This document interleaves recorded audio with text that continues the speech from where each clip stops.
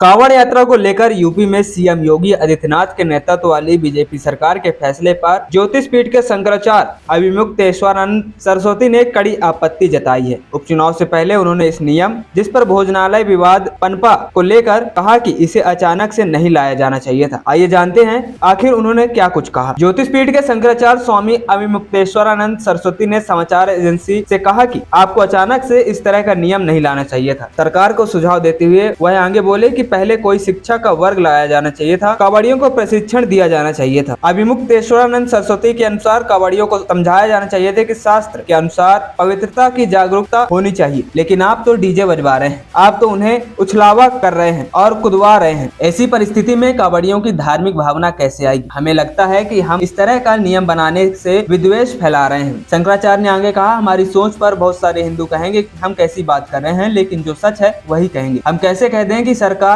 सही कर रही है? आप जब हिंदू मुस्लिम की भावना तेज करेंगे तो लोगों में भेदभाव आएगा ही। हर समय वे चीजों को हिंदू मुसलमान की दृष्टि से देखेंगे और उनमें कड़वाहट आएगी और टकराव भी पैदा होगा। अभिमुक्तेश्वरानंद सरस्वती बोले, आज लोगों की समझ ऐसी हो गई है कि वे कहीं भी खा रहे हैं, वे सोचते ही नहीं है कि उनसे किस भावना को बढ़ाया जा रहा है। पहले लोग विचार करते थे, आम हिंदू अब यह विचार नहीं करता, क्योंकि लोगों को इस बारे में जागरूकता नहीं दी गई है, इसलिए ऐसा हो रहा है। आपको इसके लिए वातावरण बनाना जरूरी है। वहीं सुझाव देते हुए शंकराचार्य ने आगे कहा, नोटबंदी से कितनी परेशानी हुई थी, ऐसे में कोई भी चीज अचानक कर देना ठीक नहीं है। पहले वातावरण बनाया जाता है, समझाइश दी जानी चाहिए और फिर करना चाहिए। क्या सरकार हिंदुओं को लंगर लगाने के लिए प्रभावित नहीं करती? क्या सरकार हिंदुओं को लंगर लगाने के लिए प्रभावित नहीं कर सकती? क्या सरकार के कहने पर कांवड़ियों के लिए समाज के लोग आगे नहीं आ जाते? वहीं सरकार के फैसले पर सवाल खड़े करते हुए शंकराचार्य ने आगे कहा, जिन्होंने इस नियम को अचानक लागू किया है, कहीं न कहीं राजनीतिक उनके मन में है। जो उनकी व्याख्या इस तरह कर रही है, वह भी तो राजनीति कर रहे हैं, बांटने का काम दोनों कर रहे हैं। अच्छी व्याख्या करने के लिए विपक्ष को आना चाहिए। ऐसी परिस्थिति में संभालना किसी को नहीं है, सबको दिमाग में जहर बोना है। यह बांटो और राज करो की नीति है। दरअसल यूपी में सावन से पहले एक आदेश जारी किया गया था, जिसमें कहा गया कि कांवड़ यात्रा मार्ग पर भोजनालयों को मालिक के नाम दर्शाने होंगे। पहले यह नियम सिर्फ मुजफ्फरनगर पुलिस के लिए था, जबकि बाद में प्रदेश सरकार ने पूरे राज्य में यह विस्तारित कर दिया।